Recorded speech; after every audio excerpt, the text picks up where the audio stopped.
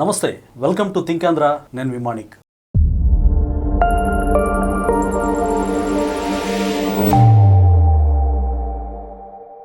మనతో పాటు ఉన్నారు ప్రముఖ రాజకీయ విశ్లేషకులు అడుసుమల్లి శ్రీనివాసరావు గారు. నమస్కారం సార్. నమస్కారం అండి. సార్, మాజీ జడ్జి ప్రస్తుత అడ్వకేట్ జడా శ్రవణ్ కుమార్ గారు ఇటీవల ఒక సెన్సేషనల్ స్టేట్మెంట్ ఇచ్చారు. అదేంటి అంటే, కూటమి ప్రభుత్వం అత్యాచారాల ఘటనలో ఎవరైతే నిందితులు ఉన్నారో వారిని వాటర్ ఎన్కౌంటర్ చేస్తుంది, చెరువులో పడేసి కావాలని చంపేస్తుందని చెప్పేసి కూటమి మీద ఒక అపనింద వేశారు. అలాగే గతంలో జగన్మోహన్ రెడ్డి గారి హయాంలో ఆయన జగన్మోహన్ రెడ్డి గారి విధానాలని దుయ్యబడుతూ ప్రశ్నించి చాలా ఫైట్ చేశారు. తర్వాత ఆయనకు అనుకూలంగా ఆయన వస్తే కూటమి ప్రభుత్వాన్ని ఏం చేస్తారు, మీరు హెలికాప్టర్లు వేసుకొని పారిపోవాలి అని జగన్ గారికి సపోర్ట్ చేస్తున్నారు. ఈ రెండు విషయాలను మీరు ఎలా చూస్తారు? జడా శ్రవణ్ కుమార్ గారు గత 5 ఏళ్ళు జగన్మోహన్ రెడ్డి హయాంలో ఒక రకంగా చెప్పాలంటే మీడియా ముఖంగా ప్రతిరోజు ఆయన ఏదో ఛానల్లో ఆయన కూడా ఛానల్లో స్పేస్ కూడా బాగానే ఇచ్చేవారు. ఏబిఎన్ కానీ, టీవీ5 కానీ, మహా టీవీ కానీ, ఇలా చాలా ఈ 3 ఛానల్స్ అయితే ఆయన ఒక రకంగా ఆ 3 ఛానల్స్ ఆయన హైప్ చేసినాయి.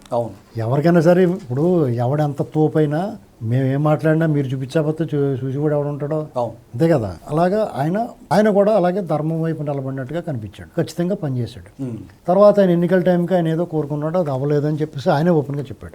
తర్వాత ఆయన రివర్స్ అవడం మొదలెట్టాడు. అంటే టూ ఎర్లీ ఆయన రివర్స్ అవడం నిజంగానే అసంతృప్తి ఉంది. వీళ్ళు నన్ను వాడుకున్నారంటే వాళ్ళు ఏమి ఇతను చేయమని చెప్పలేదు, సమాజ హితం కోసం మాట్లాడారు. అలా కదండి, వాళ్ళు ఇతన్ని నువ్వు ఈ పని చేయి, నీకు ఏదైనా చేస్తామని చెప్పి చేయకపోతే తప్పది. వాళ్ళు ఇతను నువ్వు మాకు చేసి పెట్టమని ఏం అడుగుంటారు. ఈయనే జగన్మోహన్ రెడ్డికి వ్యతిరేకంగా నేనేమంటానంటే రాష్ట్ర ప్రజల తరపున మాట్లాడాడు, ఒక బాధ్యత గల పౌరుడిగా. మాజీ న్యాయమూర్తి అంటారు, మన మేజిస్ట్రేటో లేకపోతే ఏంటో తెలియదు నాకు. ఆయన అయితే లాయర్, అడ్వకేట్. ఆయన పాయింట్ టు పాయింట్ మాట్లాడేవాడు, చాలా రీజనబుల్ గా మాట్లాడేవారు. నేను ఆయన అనేక సార్లు అనేక డిబేట్లో పాల్గొన్నాను. ఆయన ఒక రకంగా కించిత్ గర్వంగా కూడా ఉండేది, ఎదటి మనుషులను కూడా పెద్ద నేనే తెలివైన అన్నట్టుగా ఉండేవాడు ఆయన.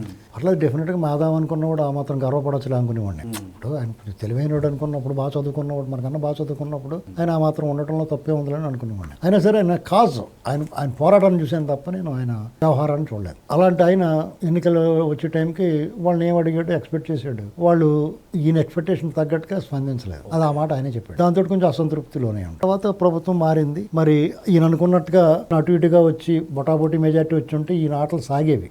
వాళ్ళకి ఇక ఎవరితోటి పని లేదని అంటావు, ఎన్నాళ్ళు మాట్లాడి మాతోటి కూడా పని లేదు. చెప్పాలంటే ఇప్పుడు మమ్మల్ని కూడా వాళ్ళు ఏం మాట్లాడమని చెప్పలేదు.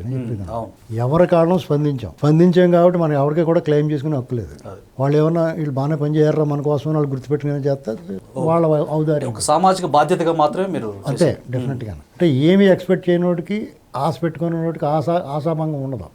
ఏదైనా ఎక్స్పెక్టేషన్ పెట్టిన ఎక్కువ ఆశ పెట్టుకున్నోడికి ఆశాభంగం ఖచ్చితంగా కలుగుతుంది. అదే జరిగింది ఆయనకి. అది జరిగిన తర్వాత ఆయన ఒక లైన్ దాటి, జగన్మోహన్ రెడ్డిని ఎప్పుడు ఆ లైన్ దాటి మాట్లాడలేదు. ఆ లైన్ దాటి మాట్లాడుతున్నాడు. అంటే చంద్రబాబు నాయుడు గారు, టీడీపీ గవర్నమెంట్ కొంచెం ఉదార వైఖరి, నిదానంగా చట్ట ప్రకారం వెళ్తారు కాబట్టి ఇతనికి అలుసుగా తీసుకుని కులాలపరంగా లేకపోతే మీ సంగతి చూస్తాను మీరు పారిపోతారు ఇలాంటివన్నీ మాట్లాడుతున్నారు. లైన్ దాటి మాట్లాడుతున్నారు. అది కరెక్ట్ కదా ఆయన చదువుకున్నవాడుగా. ఎందుకంటే ఆయన ఎంచుకున్న పాయింట్, ఆయన ఆరోపించిన ఆరోపణలో బలం లేదు కాబట్టి ఆయనకి జగన్ మీద ఈయన పోరాడినప్పుడు వచ్చినంత బలము, మద్దతు ఇప్పుడు రావట్లా. నీకు మీ వాదనలో కరెక్ట్ ఉంది, మీరు ధర్మం వైపు నిలబడి ఉంటే మీకు ఎవరు సపోర్ట్ అక్కర్లేదు, ఆటోమేటిక్గా పబ్లిక్ మద్దతు మీకు ఉంటుంది. కరెక్ట్, అర్థమైందండి. అది లేదు ఇప్పుడు ఆయనకి. ఇది లేదు, అధర్మానికి హెల్ప్ చేసేలాగా ధర్మం మీద పోరాడుతున్నారు. గతంలో అధర్మం మీద పోరాడినాడు మీకు మద్దతు లభించింది.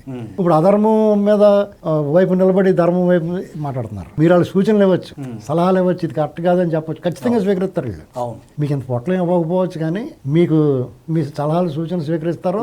అవసరమైతే మిమ్మల్ని కలుపుకుని మీకు ఏదో ఛాన్స్ కూడా ఇస్తారు. అసలు మీకు జగన్మోహన్ రెడ్డి ఈ వివాదాల గోళ్ళలో మీ ప్రాక్టీస్ బ్రహ్మాండంగా పెరిగించి మీతో పాటు చాలా మందికి జేబులు గలగలలాడిపోయినాయి. మంచి హైక్ వచ్చి ఎప్పుడు లేనంతగా ప్రజలందరికీ లా తెలిసిపోయింది కేవలం జగన్ వల్లే. లేకపోతే అప్పటికే కేసులు వేసి కళ్ళు మూసి కూర్చునేవారు, ఏదో లాయర్లు ఏం చెప్తే తినేవారు. అలాగే ప్రతి ఓట్లు ఆ పాయింట్లు మాట్లాడుతున్నారు. అదొక ఎత్తు.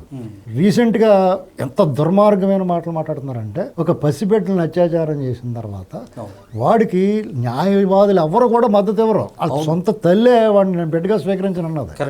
అటువంటిది మీరు అతని మద్దతుగా ఇది తప్పు, ఏది చట్టం ఏది న్యాయం అంటే జగన్మోహన్ రెడ్డి ఇన్నాళ్ళు బయట తిరుగుతున్న న్యాయమా? కోడికత్తి సీన్ లోపల ఉంటే 5 ఏళ్ల పాటు 6 ఏళ్ల పాటు 7 ఏళ్ళు ఇప్పటికి 7 ఏళ్ళ నుంచి సాక్ష్యం కూడా చెప్పడానికి వెళ్ళకపోవడం అది న్యాయం కరెక్ట్గా ఆయన బాగుంది? సామాజిక వర్గం మళ్ళీ అతను కూడా ఎన్ని బాగున్నాయా మీకు? వాళ్ళ బాబాయ్ మర్డర్ కేసులో ఇప్పుడు వరకు వాళ్ళని టచ్ చేయలేకపోవడం కరెక్ట్గా ఉందా? తిరుపతి దేవస్థానంలో అసలు నెయ్యే లేకుండా ఇలాంటివన్నీ పాపాలు అపచారాలు ఇన్ని చేసినాడు ఆ ఎమ్మెల్సీ.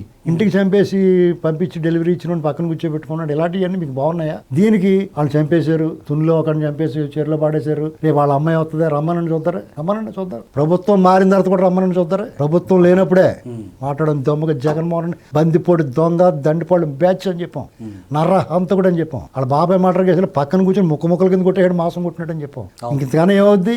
మాకే లెక్కలేనప్పుడు ప్రభుత్వం ఎందుకు లెక్క చేస్తుంది? కరెక్ట్. మేమే డోంట్ కేర్ అన్నప్పుడు బాబు గారు, లోకేష్ గారు, పవన్ కళ్యాణ్ ఎందుకు లెక్క చేస్తారు? మేము ధర్మం వైపు ఉన్నాం కాబట్టి ఆ ధైర్యం దేమమ్మా. Correct sir. మీరు నా డౌట్ ఏంటంటే మీకు లాగానే ఆయన కూడా జగన్మోహన్ రెడ్డి గారి విధానాలను తూర్పారపడుతూ ఆయన ఒక నియంత అంటూ ఒక దుర్మార్గంగా పోర్ట్రేట్ చేసి, అంటే నిజంగా జగన్మోహన్ రెడ్డి గారి తీరుని అద్భుతంగా ఆయన ఖండించారు. కానీ ఇప్పుడు ఆయన పంచన్నే చేరడాన్ని మనం ఏ విధంగా అర్థం చేసుకోవాలి? తప్పండి, అది ఆయన చూసుకోవాలి. ఆయన ఎలా ఉండాలో మనం చెప్పలేము. ఆయనకి పూర్తి మద్దతు అలాగే ఆయన ఎలా ఉండాలనేటువంటి మనం నిర్దేశించలేము. అది ఆయనకి ప్రజల నుంచి మద్దతు కావాలా వద్దా, ప్రజల అభిప్రాయానికి వ్యతిరేకంగా వెళ్తున్నాం లేదని ఆయన ఆలోచించుకోవాలి. అభ్యంతరం ఏంటంటే ఈ వాటర్ ఎన్కౌంటర్ అని కొత్తగా కనిపెట్టారు మీరు. వాటర్ ఎన్కౌంటర్ ఏంటి? డెఫినెట్ గా ప్రకృతి పంచిపోతాలు ఏదో వాళ్ళని ఎత్తుకెళ్ళిపోద్ది. ఎందుకంటే పసిబిడ్డని చూస్తున్నాం మేము, ఆ పసిబిడ్డకి జరిగిన అన్యాయం చూస్తున్నాం, ఆ తల్లికి కలిగిన గర్భశోకాన్ని చూస్తున్నాం. నువ్వు ఆ నర్రూప రాక్షసుడికి యమకింకరుడు అంకా చూస్తున్నావు. నువ్వు మనిషి అన్నాడు ఎవడో సపోర్ట్ చేయరు. అది మేము చూసేది ఏంటంటే ఆ పసిబిడ్డని చూస్తున్నాం, వాళ్ళ తల్లి గర్భశోకం చూస్తున్నాం. అప్పుడు దాచేపల్లి సంఘటనలో అయినా, మునిగి ఘటన అయినా, ఇదైనా ఇంకోటైనా అదే ఆఖరి రోజు అని చెప్పాడు ఈ రాష్ట్రానికి ముఖ్యమంత్రి. అదే జరుగుద్ది, రేపైనా అలాగే జరుగుద్ది. మళ్ళీ చెప్తున్నాం, రేపైనా అలా జరుగుతుంది. కావాలంటే ఆపగలితే ఆపుకోండి చూద్దాం. ఒక పసిబిడ్డని, ఆడబిడ్డల్ని అన్యాయంగా అత్యాచారం చేసి హత్య చేసి గొంతుకు వస్తే ముద్దెట్టుకుంటారా? వాళ్ళకి న్యాయం చట్టం వాళ్ళకి హక్కులన్నీ హరించబడతాయి.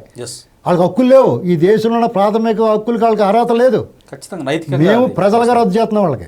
అయితే ఇప్పుడు ఒక అడ్వకేట్గా ఉండి నైతిక బాధ్యతను విస్మరించి అలాంటి వ్యక్తుల్ని సపోర్ట్ చేస్తూ, అంటే తన సామాజిక వర్గం అనే లేకపోతే ఏమి కాదండి, ఆయనకి అదేం లేదు. ఈ ప్రభుత్వాన్ని వ్యతిరేకించాలని అంతే. ఆయన స్వతహా చెడ్డడు కాదండి, మీకు అర్థం అవట్లా. ఆయన ఉక్రోషం ఉంది, ఆ ఉక్రోషాన్ని ఇంకో రకంగా వెళ్ళబుచ్చాలి. పాయింట్ కరెక్ట్ లేక సరైన పాయింట్ తోటి ప్రభుత్వం మూడు తప్పులు చేస్తూ ఉంటుంది.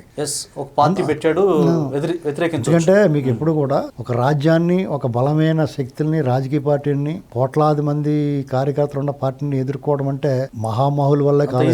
కాబట్టి మనం కొండని ఢీకుంటే మన తల పగులుతుంది. దానికి లీగల్ గా మీరు లీగల్ ఎక్స్పర్ట్ కాబట్టి లీగల్ గా సరైన పాయింట్ లో ప్రభుత్వాన్ని మీరు ప్రశ్నించాలనుకున్నాడు ప్రశ్నించవచ్చు, నిలదీయాలనుకున్న నిలదీయచ్చు, వాళ్ళ మీద ప్రొసీడ్ అవ్వచ్చు. ఈ ప్రభుత్వం మొండిగలదో మీరు ప్రొసీడ్ అయ్యారనుకోండి, వాళ్ళు తప్పు ఉందనుకోండి, ఓకే రండి బాబు మీరు చెప్పినట్టు చేస్తామని. మీకు అందుకు పోరాడతానికి ఛాన్స్ లేదు. మీకు వాళ్ళు ఎవరో జగన్మోహన్ రెడ్డి లాగా వెళ్ళి బుర్ర తక్కువ వాళ్ళు కాదు, చాలా డబల్ బుర్ర ఉన్న వాళ్ళు. అది గుర్తుపెట్టుకోవాలి. Thank you sir.